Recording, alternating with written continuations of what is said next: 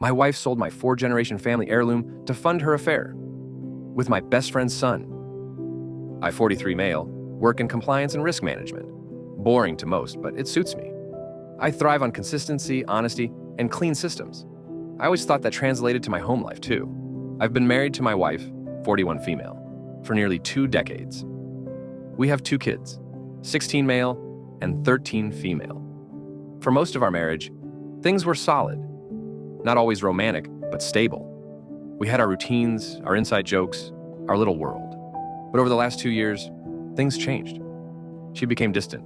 Not angry, not at first, just colder. Like she was always a little annoyed. Little comments started slipping into our daily conversations. Must be nice coming home to everything done for you. You'd notice if you weren't glued to work all the time. Maybe if you put half as much effort into this family as you do into those spreadsheets. But I was home. I was present. I didn't understand what I had done wrong. Our sex life? Dead. Not less frequent, just gone. 2 years of excuses, headaches, exhaustion, feeling disconnected. I tried to talk about it. She shut me down every time. Then one afternoon I noticed something else. My great-grandfather's ring was missing. It wasn't just any ring. It had been passed down through 4 generations, worn through a world war, across oceans, through birth and death and everything in between. My father gave it to me the night my son was born. No ceremony, no big speech, just a quiet moment between men. He pressed it into my palm and said, "Now it's your turn." That ring wasn't for wearing, it wasn't jewelry, it was a promise. I kept it in a small wooden box, top shelf of my office closet. I'd open the box once in a while, usually after hard days, just to remind myself of what mattered. But that day, the box was empty. When I asked her about it, she barely looked up from her phone. Maybe one of the kids moved it. "You always leave your stuff everywhere." I didn't. That's when she admitted it. She sold it. She pawned it off for what she claimed were school supplies during a time we were tight on money handling her mother's funeral costs. I almost lost it, but somehow kept my cool. But my effort was all in vain. We fought. It escalated. She told me I was obsessed with things that don't matter.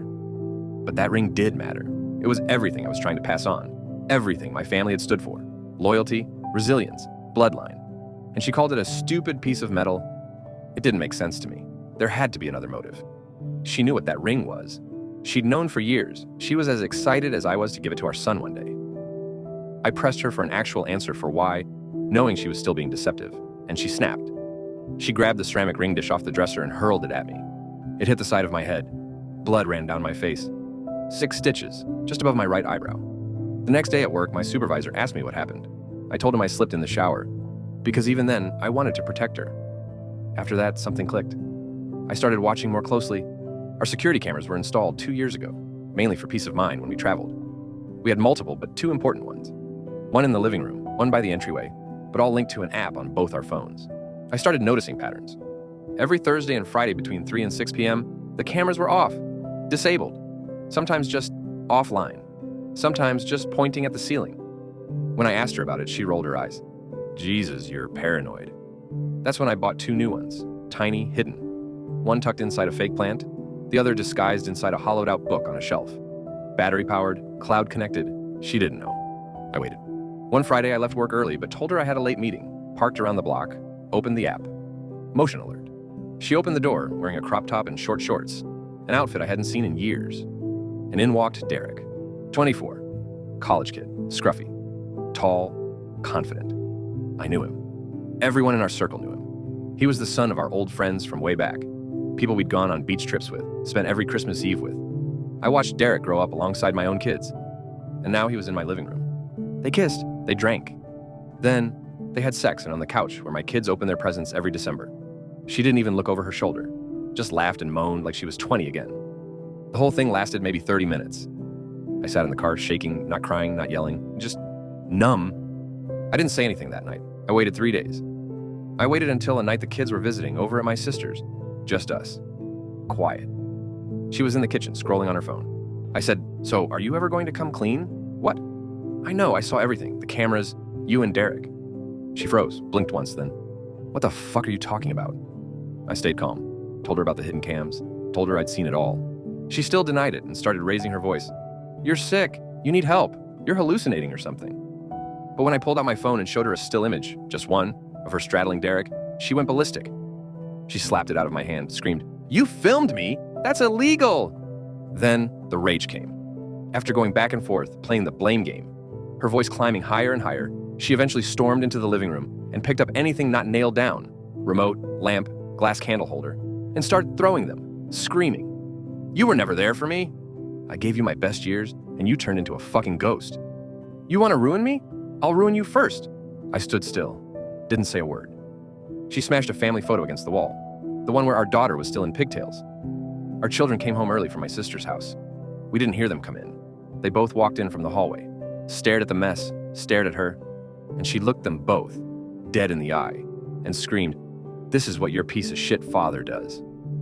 That was the night everything broke. I filed for divorce 2 weeks later. She told the kids I had spied on her and them, that I had manipulated everything to make her look bad, that I'd planted evidence. She played the victim like she was born for it. And my kids, they bought it. She gave my son a brand new gaming PC, took my daughter on a surprise shopping trip. Just because. They started ignoring my texts, then came the custody hearing. My son said I was creepy and controlling. My daughter said I made mom cry all the time. And when the judge asked if they felt safe with me, they both hesitated, and then said no. I felt like I was watching a movie. Nothing made sense. They saw her explode that night, heard her scream, watched her throw glass across the room. But gifts made everything better. Truth didn't matter anymore, just what felt comfortable, what sounded nice, what could be bought. And me? I was just the weird, obsessive dad with the cameras that abused my wife. There are betrayals that hit you in the chest. Then, there are the ones that hit behind the ribs, slow, cold, and twisting. I'd always considered Thomas and Marlene part of the family. Not in the corny, we're such close friends kind of way. Real family. When my dad passed, it was Thomas who picked me up from the hospital and drove me home. When their dog died, I sat on their porch with a six-pack, just being there. Every holiday, every graduation, every scraped knee our kids had, it was all shared between us. And Derek? He was practically my third kid. I'd helped him with college essays. I lent him a suit for his first internship interview. I drove 3 hours to pick him up once when his car broke down, because Thomas couldn't leave work. So when I found out that he was the one sleeping with my wife, I didn't just feel betrayal. I felt shame. Like I had let him in. I didn't want to jump to conclusions or escalate things without hearing it all out. I told myself, they deserve the truth. They should hear it from me. So I called and asked if we could meet. They invited me over for coffee like it was just another Sunday. Marlene even hugged me when I walked in. I sat across from them at their kitchen table, and for a second, I forgot why I was there. The smell of coffee, the ceramic cups we'd used 100 times, the way Marlene still used that stupid Christmas mug in July. And then I told them. I didn't open with the footage. I started with the ring. I need to tell you something, I said. It started with a ring. My great-grandfather's ring. The one I planned to pass on to my son one day. She sold it without telling me. Thomas raised an eyebrow. Why would she do that? She said it was for school supplies, I said. But I found the Venmo transaction. Same day she sold it, she sent Derek $300 with a heart emoji and a note that said, "For your trip." Marlene flinched. Thomas didn't move. I didn't want revenge. I just wanted them to understand what I lost, what she destroyed. And not just a marriage, a lineage. I said, I have video footage of Derek with my wife. Marlene's face fell instantly. She didn't even need proof. Her hand went over her mouth. Her eyes turned glassy. Thomas leaned back in his chair, arms folded. That's a serious accusation. I nodded. I know. That's why I'm not accusing. I'm showing you. I pulled out my phone. Showed them the freeze frame. Derek walking in, my wife greeting him with a kiss. Thomas didn't even blink. He looked at it like it was traffic footage. You could have faked that. What? You could have made this up. You've got a tech background. You work with data all day. How do I know this isn't some kind of digital revenge? I stared at him. My voice dropped. Are you fucking serious, Thomas? You think I faked a video of your son having sex with my wife? He leaned forward, elbows on the table. His tone was cold. This wasn't the Thomas I grew to know. I think you're a man going through a messy divorce, and I think people do crazy things when their pride gets hit. Marlene whispered, Tom, stop. But he didn't. Even if it is him, you ever ask why? Maybe you weren't exactly husband of the year. That's when I stood up. Not because I was angry, because I physically couldn't sit still in that chair anymore without snapping. I felt like I was going to throw up. Marlene followed me to the door, tears in her eyes. She grabbed my wrist. I believe you. I don't even know what to say. I'm so sorry. I just nodded. Couldn't even look her in the eye. A week later, I found out she'd left Thomas, packed a bag, took their youngest, and moved in with her sister.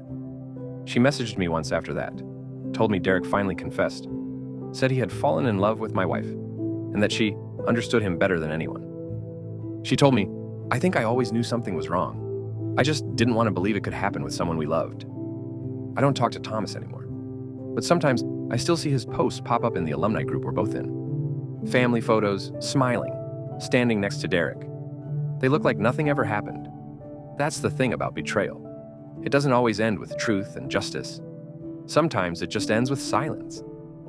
I used to think the worst part of a divorce would be the moment I said the words out loud. I want a divorce.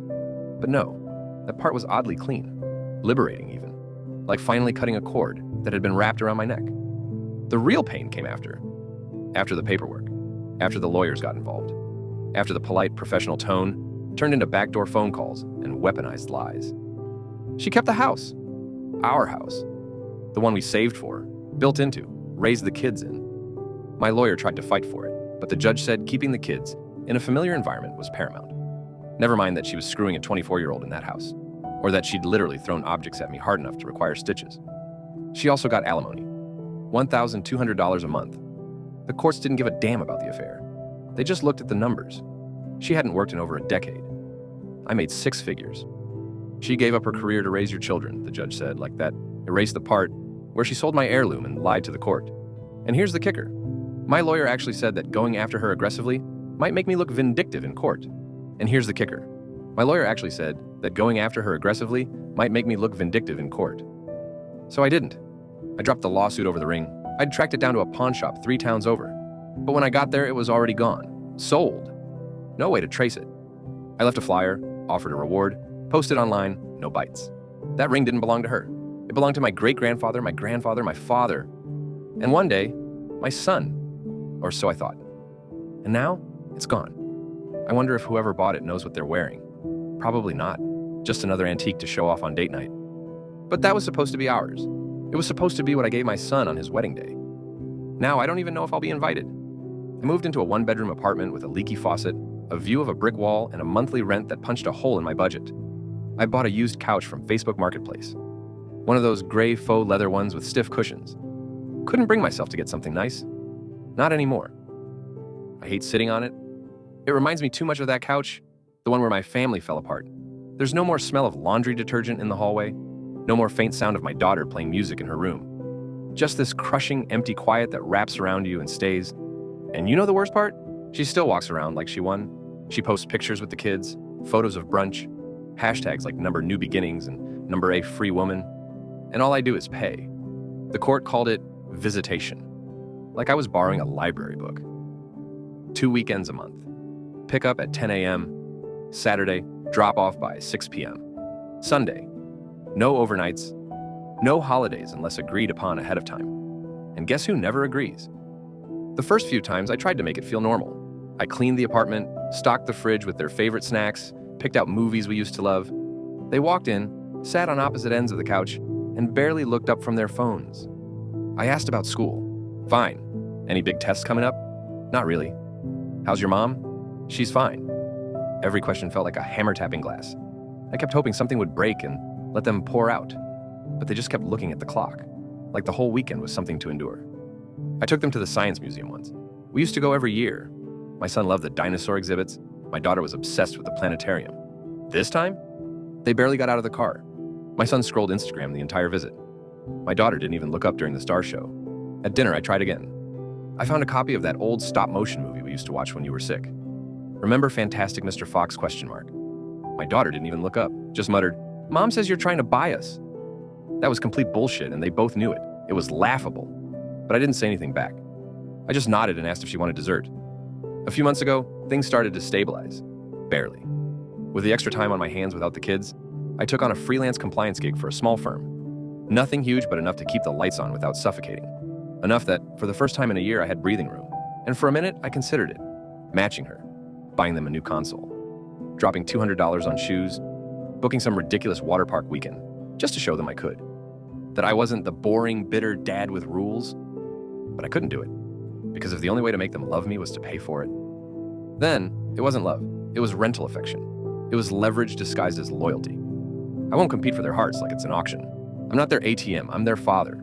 If they come back to me one day, I want it to be because they see the truth, not because I offered more. So I let the money sit. I bought groceries, paid a little extra on the credit card, ordered a used paperback I'd been meaning to read, and I let the silence stretch between us a little longer, not because I don't love them, but because I love them enough to wait until they're ready to come back for the right reasons.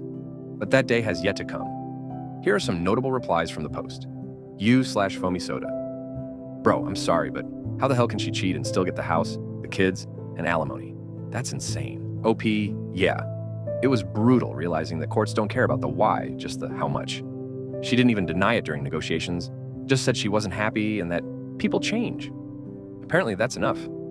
I guess I just don't look the part of the victim. I didn't scream, I didn't throw anything, I just stood there. And in the end, that made it easier for her to spin it. You revamped Spider 94. Have you ever thought about trying to win the kids back with, doing what she did? Trips, gifts, whatever? OP. I'd be lying if I said I didn't think about it. For a second, it was tempting. I got a little freelance work, had some extra cash, and I thought, what if I just matched her playbook? But no, that's not love. That's bribery dressed up as affection. If they only want me because I can outspend her, then I'm not really their dad. I'm just another account with a balance. I can't live like that. I'd rather be alone and honest than surrounded by fakes I paid for. You/Skyline Echo 33. Do you think they'll ever come back to you? Your kids? OP, use to be dad. I don't know. Some nights I think yes. I imagine my son, 20 years from now, sitting with his own kid and finally understanding what all this really meant. Other nights, I think I already lost them forever. That she scrubbed me from their lives like a stain on the floor. But I'm still here. Still showing up every other weekend. Still asking how school is. Still buying their favorite cereal, even if they don't touch it. Because that's what love is. You stay even when it's thankless. You show up even when they don't see it. That's what I wish someone had told me about being a father. You/Tiny Glass Fox. Have you been able to recover the ring at all? OP number pawn shop, sold it within days. No record of who bought it. I left flyers, posted online, nothing. There's a part of me that still hopes I'll stumble across it in a flea market one day. But I know the odds. It's not the metal I miss, it's what it meant. It was my family's story in physical form. And now, it's just gone. You, Mark Squeaks, 1980. I'm a mom. I'm raising boys. And reading this made me cry. I hope they grow up to be men like you. OP. That means more than I can say. Honestly, I question myself every day. I wonder if I'm too quiet, too moral, too unwilling to play dirty. But if my son ever finds his way back to me, I hope he sees that I never stopped being his father, even when it felt like he stopped being my son. Update. My wife sold my 4-generation heirloom ring to fund her affair with my best friend's son. Hey everyone, I wasn't planning on coming back here, but I've gotten more messages and DMs than I can count. A few of you asked for closure. I guess this is as close as I'm going to get to that. It's been 6 months since I posted. The dust has settled, but not really. The house is still hers. The alimony still hits my account on the 1st of the month. The kids still only visit on the court's schedule, and even then they act like they're serving time. I still sit on the same couch, still flinch a little when I look at it too long, still can't walk past a jewelry case without thinking about that ring. But some things have changed. I picked up more freelance contracts, got a small raise from one of the firms I was consulting for. I moved into a slightly better apartment. Nothing fancy, but I can breathe here. The walls aren't closing in anymore. The silence doesn't scream as loud. Marlene, Derek's mom, and I still talk now and then. Not often, no drama. She moved in with her sister permanently. Divorced Thomas. From what she told me, Derek still doesn't feel any remorse. Still thinks what happened was a love story. I guess delusion runs in that bloodline. I've tried dating again. One woman was great, funny, beautiful, emotionally intelligent, but every time she smiled at me, my mind played tricks, swapped her face for hers. I didn't tell the woman that, of course. I just told her the truth. I'm not ready, and maybe I never will be. And you know what? She thanked me for being honest. There's one moment I keep thinking about lately. A few weeks ago, my son forgot his phone charger at my place. I texted him. He didn't reply. But he came back for it. He didn't say much. Looked taller than I remembered. His voice was deeper. Before he left, he hesitated at the door. Just for a second. I said, "You doing okay?" He shrugged. "Yeah." Then he looked down and said, "Do you still have that old movie we used to watch? The Fox one?" I almost broke down right there. I nodded. "Yeah, I still got it." He didn't stay, but it felt like, for the first time in a long time, something might come back. Not fast, not all at once. But maybe one day. I still don't have the ring, I don't have the house, I don't have the family I built, but I have myself, and that's something she couldn't steal. So, yeah, that's the update. Thanks to everyone who read, who commented, who messaged me privately to say, I see you. I think I needed that more than I realized. Office. Update 2. My wife sold my family heirloom ring, and months later, I think I might finally be healing. Hi again. Didn't expect to write this, but some of you reached out asking whatever happened between me and Marlene, Derek's mom. Short answer, we talked. Longer answer, here it is. We met up a few times after everything settled. Nothing romantic, just coffee. Sometimes wine. Two people standing in the same rubble, trying to make sense of how everything fell apart. There was a strange comfort to it. She was one of the few people who didn't look at me like I had horns. She knew what had been lost. Not just marriages, but dreams, history, people we loved, people we thought we loved. And yeah, there was some speculation, even among our friends. Something going on between you two? She's single, you're single. Hell, even some Redditors joked about it in the comments. We'd laugh it off, deflect, change the subject. But it hung in the air. Marlene's sharp, observant. She knew I was keeping a guard up. And over time, I started to notice things, small things. She'd linger a little longer when we hugged. Compliment my shirt when I hadn't changed it in 2 days. Ask if I'd ever considered going away somewhere, just to reset. One night, we were having wine on her porch. Early spring. Not cold, but the kind of breeze that makes you think too hard. She set her glass down, looked at me and said, "Can I ask you something, and you promise not to run?" I nodded. She asked, "Do you think you'll ever be ready to feel something again? With anyone?" And I didn't answer right away. I just stared at the rim of my glass. Then I said, "I don't know. I want to. But I'm scared that if I open that door, it'll hurt just as much when it closes. And I don't think I have another heartbreak left in me."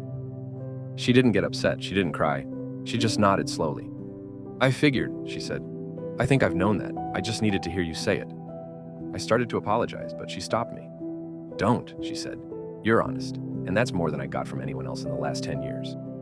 We still talked after that, but less frequently. No more wine nights, no more texts past midnight. It wasn't cold or awkward. It just faded quietly. Like we both agreed, without saying it, that we were two broken things that didn't quite fit. But here's the strange part. I think she understood me more than anyone ever has. And I think she still does. Do I regret not trying? Sometimes. But I think what we had was something else. Something rare. Two people who saw each other fully, who could sit in silence without needing to fix each other. And maybe that's enough. That's all, really. There's no dramatic ending. No rekindled love. Just two survivors sharing a moment in the dark, then drifting apart like ships that passed too close to collide. Thanks again to everyone who's been reading this journey. Your messages, your stories, your support. It helped me put the pieces back together, even if they don't look like they used to. I still miss my kids, still think about the ring, still hear echoes in this apartment some nights, but for the first time in a long time, I don't feel alone.